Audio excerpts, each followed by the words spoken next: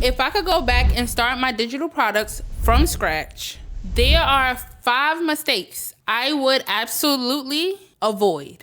And honestly, these mistakes cost me thousands of dollars and months of wasted time. I am going to tell you exactly what not to do so you don't make the same mistakes I did.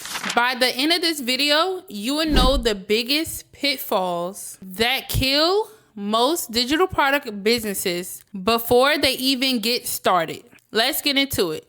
If you are new to my channel, my name is Vanity. I talk about real ways to make money online and build passive income using what you already have so you can create more freedom in your life. All right, let me break down all 5 of these mistakes. The first and biggest mistake I made was creating products that I thought people needed instead of products that people actually asked for. I spent weeks creating this elaborate productivity planner because I personally loved productivity systems. So I was so excited about it. I launched it and literally got 0 sales. Not one person bought it. You know why? Because I never validated the idea. I never asked anyone if they wanted it. I just assumed. But this is what I should have done. And this is what you should do so you can avoid this mistake. Go on Threads, TikTok, Reddit, Facebook groups, and listen to what people are complaining about. Look for phrases like, I wish there was, or does anyone have a solution for? Then find the exact problem people are asking for help with. Then you build that solution. This is called market research. And skipping it is why 90% of digital products fail. According to 2026 data, 42% of startups fail because they create solutions nobody needs. Don't be that person. How you can avoid this? Before you create anything, spend 1 week lurking on online communities where your target audience hang out. Get out that man phone, baby. You need to be lurking the wrong one. Write down every problem. I'm just playing. Write down every problem they mention. Then you are going to create a product that solves the most common problem. I'm telling you, that's going to save you a lot of time. If you are finding this helpful so far, please do me a favor and hit the like button and subscribe. I post videos like this every week, showing you real strategies to make money online. And watching all the way through really help YouTube show this to more people who need it. All right, let's go to mistake number 2. The second mistake I made was making my products way too complicated. I thought the more value I pack into this, the better. So I created a 50-page ebook when people just wanted a 1-page checklist. Here is the truth. Most people do not want more. They just want simple. They want a quick solution that they can use immediately. It's well organized and structured. Not a massive guide that they have to study for hours. What I have learned though is that your product should solve one specific problem. It should be easy to use and it should give results fast. They already paid their hard-earned money. Give them what they're looking for. So that 1-page checklist, way more valuable than a 50-page ebook. So this is a real life example. I had a friend who sold a 30-day content calendar. Literally just a Google sheet with 30 post ideas already filled in. She sold that for $10. She made $2,000 in the first month. Why? Because it was simple. People could download it and use it immediately. You need to ask yourself, what is the fastest way someone can get results from my product? Then create that, nothing more. The third mistake I made was pricing my product completely wrong. I started pricing my product at $5 because I thought no one would buy it if it was too expensive. Wrong. I don't know why we are the biggest Like, we downplay ourselves so much. I don't know why, but we do.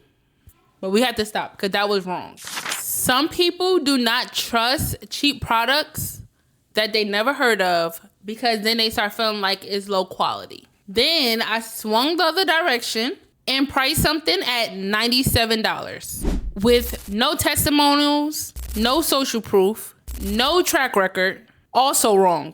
Nobody brought that either. But here is what I learned about pricing. For beginners, price between $7 to $27.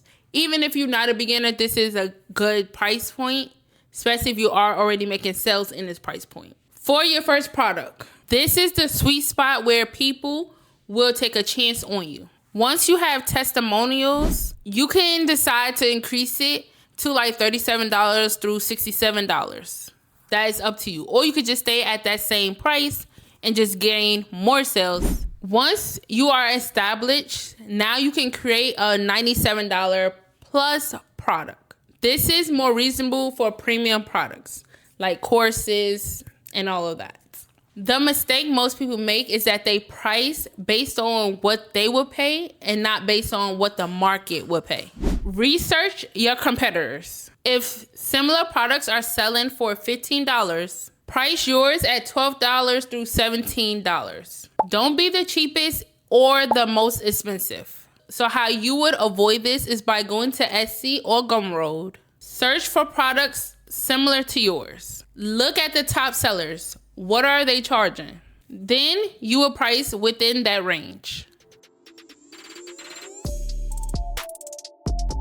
The fourth mistake I made was giving up too early. My first product launch, 0 sales. My second product launch, 2 sales. I almost quit because I started thinking like either this is not working or I'm just not good at this. This is not for me.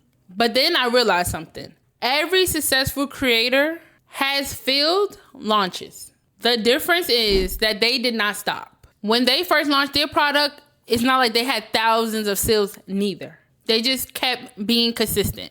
The truth is your first product might flop, but that is completely normal. Your job isn't to create a perfect product on the first try. Your job is to keep testing until you find something that works. According to research, it takes an average of 3 to 5 products iteration before you find product market fit. So instead of giving up, I decided to ask the 2 people who bought my product. I asked them, what made you buy this? And just asked for their overall just feedback. Their feedback helped me improve my product and my marketing. Then I launched again. That's when I got more sales. Then the sales start rolling in. I start getting more sales, 30 sales, 50 sales, and so forth. It took about like 6 months to find my rhythm, but then I finally got there. But if I had given up a long time ago in the beginning, I would just never got there. So I had to realize what made them get sales. And basically I realized that it was that they just never gave up. They found their rhythm as they go. How you can avoid this is by commit to creating and testing 3 to 5 products before you decide this doesn't work. Treat the first few launches as experiments, not failures. The 5th and final mistake I made was ignoring my customers after they bought. I thought they bought the product, so my job is done. Girl, I was wrong. Just know your girl was wrong, completely wrong. But that's why you keep going, because you start learning as you go. Your job is actually just beginning after the sale. This matters because happy customers leave reviews and testimonial. Happy customers buy from you again. So when you're ready to launch that big course, they will buy from you. Happy customers refer their friends. But if you disappear after the sale, you are leaving money on the table. What I should have done instead was send a follow-up email asking, how are you liking the product? Ask for feedback, because we always can improve in anything we're doing. I don't care how big you are, how great you are, you always can improve. So asking for feedback from your customers is very, very good. It's very beneficial. It's going to help you out in the long run. Offer support if they have questions. Create a simple email sequence that helps them get the most out of the product. I started sending a simple email, like for example, you can say, hey, I'm just checking in. Are you using a planner?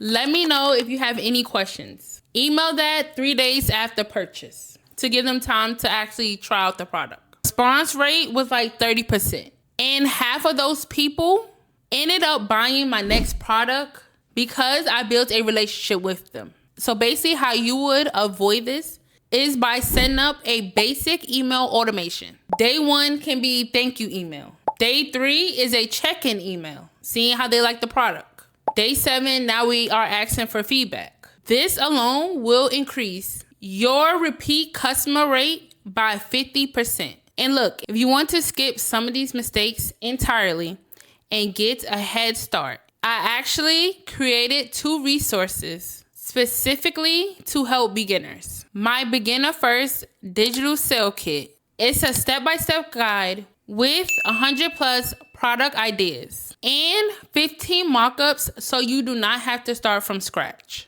and waste time guessing what to create. And I created my done for you digital product starter vault. You can rebrand, customize, and sell as your own today. I will leave links to both of them in the description below if you want to check them out. Totally optional, but they will save you weeks of trial and error. All right, so those are the 5 mistakes I would avoid if I started over. The first one is creating products that nobody asked for. The next one is overcomplicating the product. The third one is pricing wrong. The fourth one is giving up too early. The fifth one is ignoring customers after the sale. Avoid these, and you are already ahead of 90% of digital product sellers. Now, here's the thing. Knowing what not to do is just as important as knowing what to do. So if you haven't watched it yet, you need to see my video on the best platforms to sell digital products. That video breaks down exactly where to list your products based on your experience level and income goals. Click that video next and I'll meet you there.